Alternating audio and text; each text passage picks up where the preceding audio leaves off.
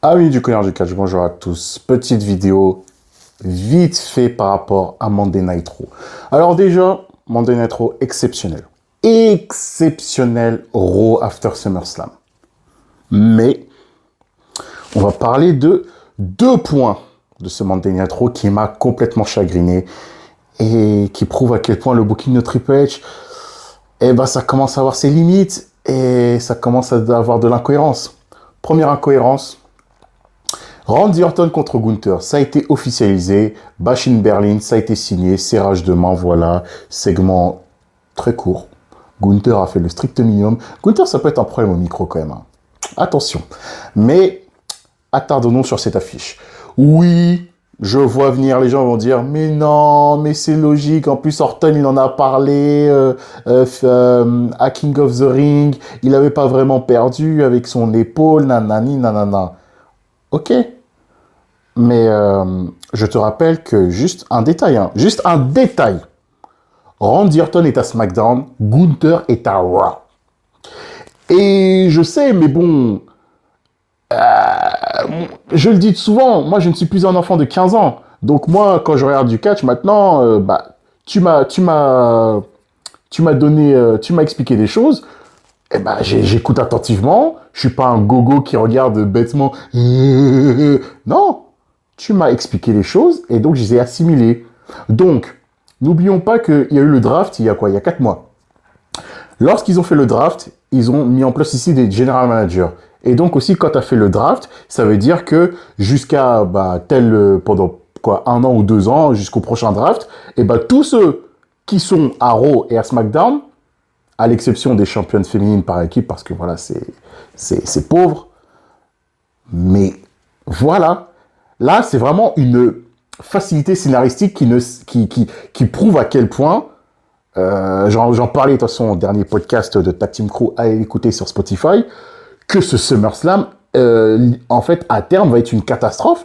Parce que regarde, si tu mets déjà Randy Orton contre Gunther, ça veut dire que tu n'as personne face à Gunther. Tu n'as personne. Damien Priest se dirige vers Finn Balor.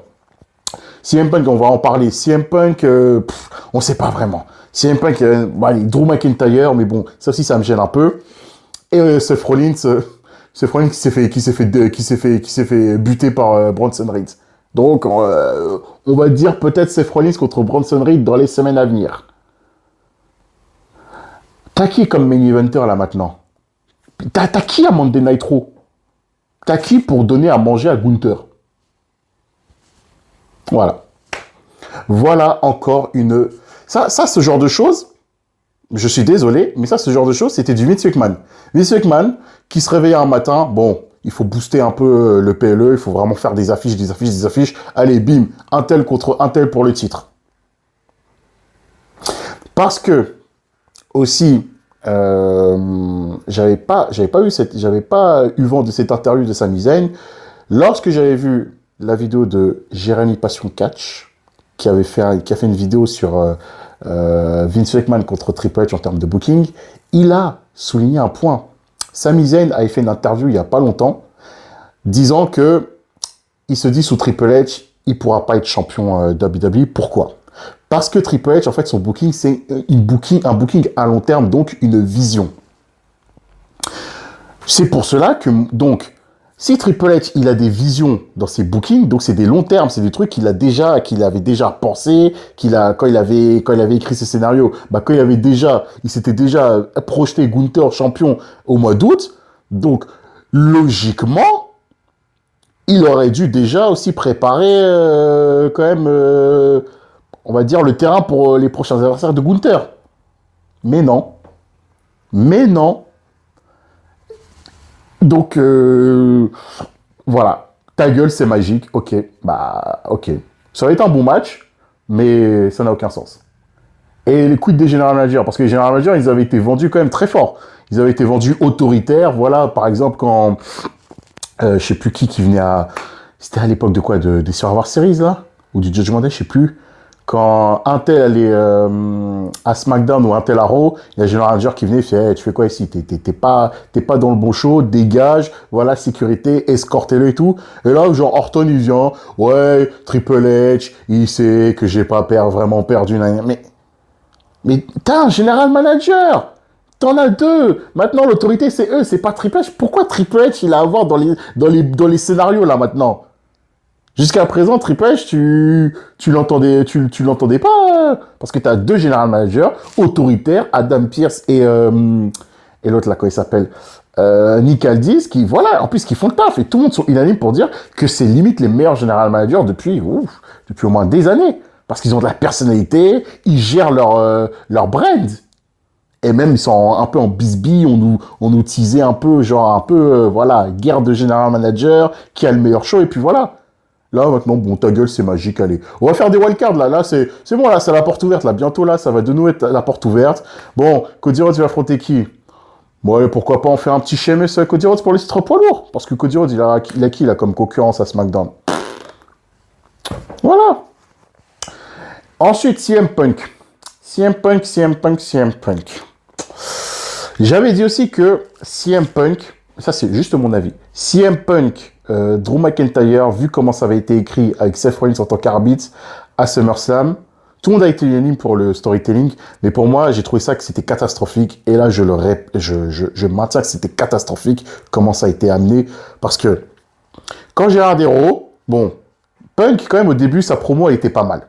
Au début, je me dis, ah, frère, t'as perdu, tu dis, ouais, j'ai le smile et tout, bref. Mais bref, il l'a quand même bien amené, quand il dit, ouais, j'ai le smile, nanana, bref, voilà. La chose qui m'a dérangé, c'est qu'attends, CM Punk qui parle au micro, il se fait interrompre par Seth Rollins. Seth Rollins, il est en mode vénère, je sais pas quoi et tout. Mais quand j'ai vu Seth Rollins comme ça, j'ai dit, mais attends, mais pourquoi t'es vénère, Seth? Pourquoi t'es vénère? Bon, peut-être parce que tu t'es mangé un go-to-sleep, mais pendant quasiment tout le match, ceux qui devraient être plus vénères, c'est CM Punk, parce que c'est toi, entre guillemets, quand même, qui a coûté le match à CM Punk. Et c'est toi, et tu viens vénère comme si, genre, alors t'étais l'arbitre du match, et c'est toi qui a pesé dans le match. C'est toi qui a vraiment pesé dans la décision du match.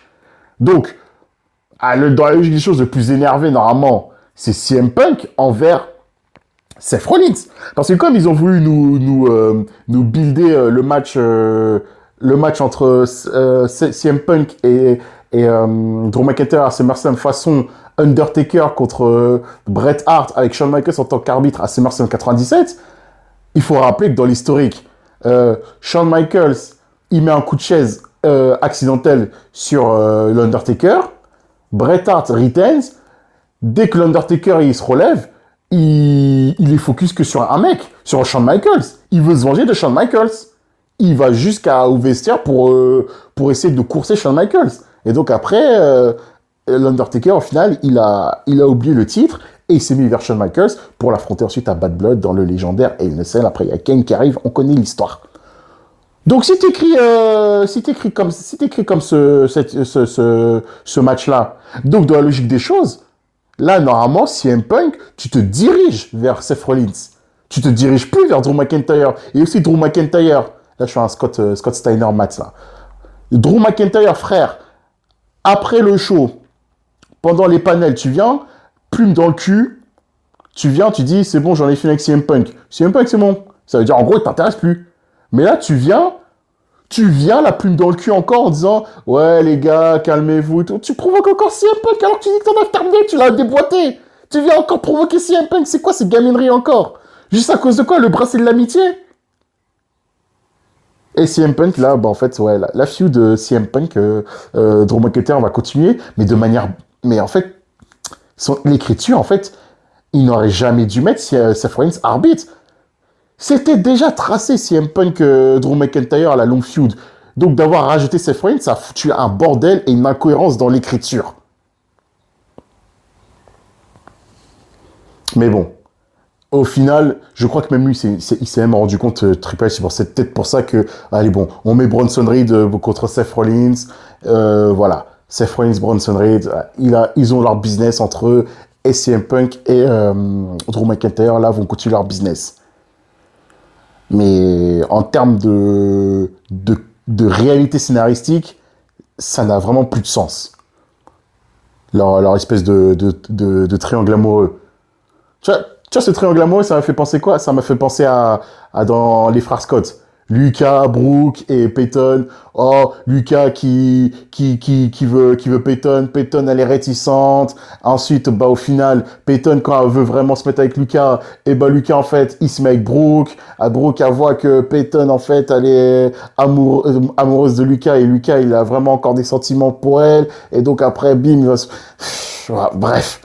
Bref. Mais Monday Nitro exceptionnel. J'ai voulu juste pointer ces deux points-là. Et vite fait aussi, vite fait, petite review vite fait d'Euro. Wyatt Six, très bon match.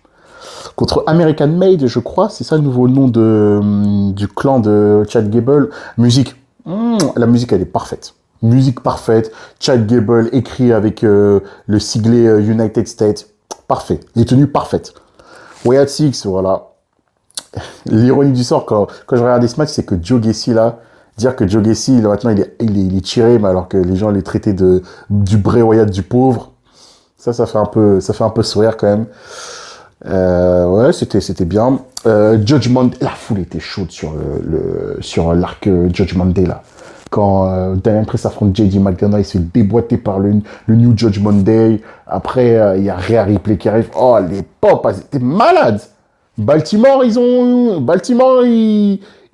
voit que quand ils ont payé, ils voulaient vibrer, ils ont vibré. Et puis voilà, mais bon, pour rappel, on sera à Berlin, Bash in Berlin, on sera aussi à Londres pour All In, et je ne garantis pas, mais peut-être qu'il y aura un vlog, peut-être. Mais de toute façon, on va filmer des choses. Voilà ce que j'avais à dire sur ces deux incohérences scénaristiques pour moi qui prouvent que Triple H maîtrise ton catch. Triple H, là, ça se voit que le catch, il est plus trop maîtrisé. Mais bon, c'est pas grave. Il y en a qui vont me dire le contraire. J'attends tous vos commentaires. Ça peut être intéressant.